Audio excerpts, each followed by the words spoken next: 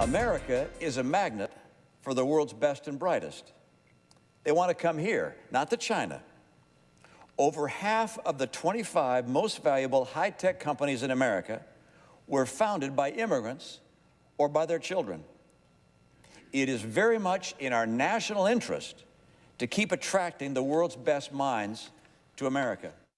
That's Mitt Romney talking about President Trump and doing so without mentioning his name. The Utah senator is one of the few Republicans who will even criticize this president or his policies. The one thing that's gotten the GOP to speak up and fight back is President Trump threatening new tariffs on Mexico unless Mexico does something about migrants. The president scoffed at that small-scale rebellion when asked about it while he was in London yesterday. What do you think of Republicans who say that they may take action to block you imposing those tariffs? Oh, I don't think they will do that. I think if they do, it's foolish. Republicans are also pushing back against the administration's arms deal to the Saudis and the United Arab Emirates. My next guest just wrote a piece in the Washington Post with the headline, "Will Republicans finally stop cowering before Trump?" I'm joined now by op-ed columnist Dana Milbank. So Dana, in President Trump's first 2 years of office, it seemed like the sum total of Republican pushback on the president was Jeff Flake and Bob Corker, both of whom still voted with Trump a lot more than they didn't. We'd also get Susan Collins hinting that she'd push back on something, but almost never did. It seems like things are changing now for Republicans. You got senators not just threatening to vote against, but also override vetoes on arms sales to Saudi Arabia and the UAE and on Mexican tariffs. Why now, and do we have a better idea as to what issues are red lines for Republican lawmakers when it comes to this president? Well, first of all, we can't be sure that this is going to be different. It does have a feeling that it might be, but we've been through this before and keep saying, yes, now is the time when Republicans in Congress will show some backbone, and then it sort of falls apart. And it may just be Mitt Romney and a few others making noise. What could be different this time, though, is this is an issue that will matter a great deal to the Republican majority in the Senate and Republicans in the House. If these tariffs with Mexico come into effect, shock the economy, drop the economy possibly into a recession, well, that's going to have a real impact on them at the polls. So they have an added incentive to stand up this time. It's not just a matter of principle this time; it's a matter of politics.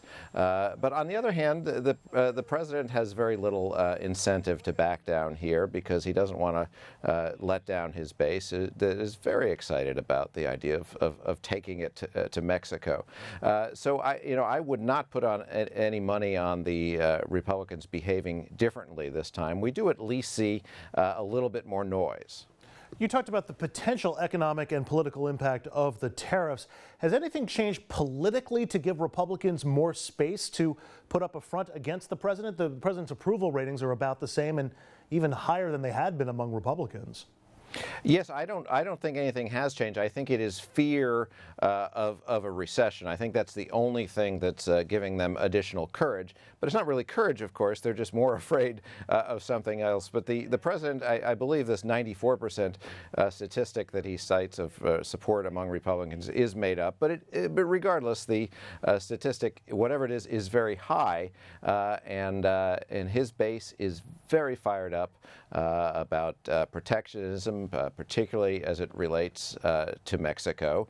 And people may not be thinking in the medium and long term about the potential shock to the economy. And this can't just be potentially endangered Republicans pushing back. I'm thinking of Cory Gardner in Colorado, Martha McSally in Arizona, Susan Collins in Maine, even Joni Ernst in Iowa. But if you're talking about veto override, it's got to be a lot more Republicans than that.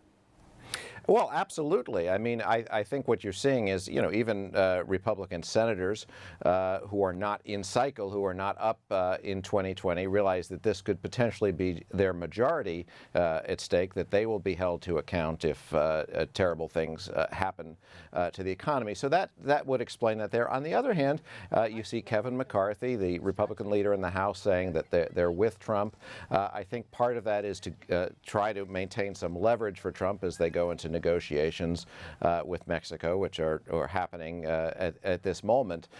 So it's a little bit of a mix of how it's proceeding now. But if past is prologue, the president almost always prevails in these things. And I assume you think this is issue specific to the tariffs or to the arms sales. Could this extend potentially to impeachment or censure? I see zero sign of that. I mean, we saw they fell well short of an override earlier on the emergency as related to spending on the wall.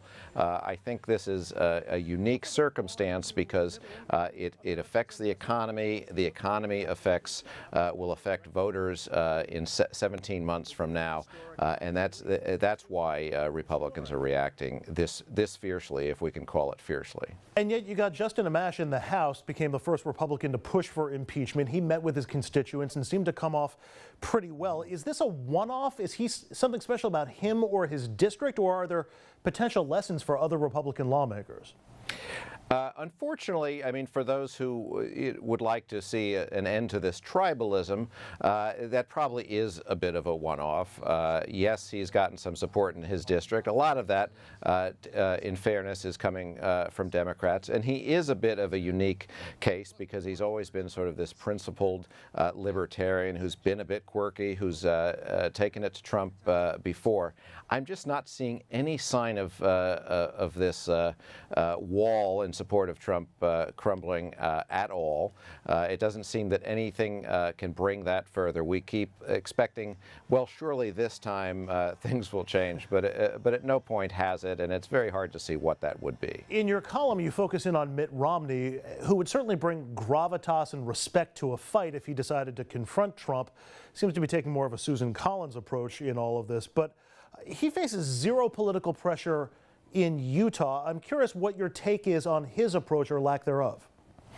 Well, look, I think he is speaking from principle. He criticized the president, albeit not by name, on a broad front, whether that was dealing with European allies, dealing with China, a general matter of temperament. And you've seen him do this from time to time. The real question is, when push comes to shove and they actually have to vote, will he stand up and vote against the president? That's where we just have never seen the action from congressional Republicans so far. We always hear objections privately. We occasionally hear objections publicly, but virtually never do you actually see that take the form of actually exercising their political power. And finally, Dana, we've heard a lot of comparisons to Watergate these days, and I'm reminded that it was really the White House recordings of Nixon working to stop the FBI investigation that convinced Republicans, some Republicans, but far from all of them, to support his impeachment. Is that even possible today? Can you imagine any new evidence or information that would have the same impact, even if the much rumored Trump P tape came out and we all heard it? Would that change Republicans' minds? Yes, or the proverbial shooting on Fifth Avenue. Yeah. You know, it's hard to see it under this circumstance. I mean, who knows? All the past patterns don't apply anymore. Where it might be different is if the president had less support from his Republican base, and that would happen if there were a weak economy. That's what's propping everything up here. So, I mean, who's to say if there were a recession, the Republican base became disenchanted with Trump? Well, that would be an entirely different story, but that's a lot of ifs we've gone through there. It certainly is. Dana Milbank is an op-ed columnist for the Washington Post. Dana, appreciate a few minutes. Thanks very much. Thank you. And up next, we pivot from politics to a very sad but also very important story. A mother who lost her 12-year-old daughter after the girl was mercilessly picked on, now dedicating her life to preventing bullying and teen suicide. She joins us next to tell her story.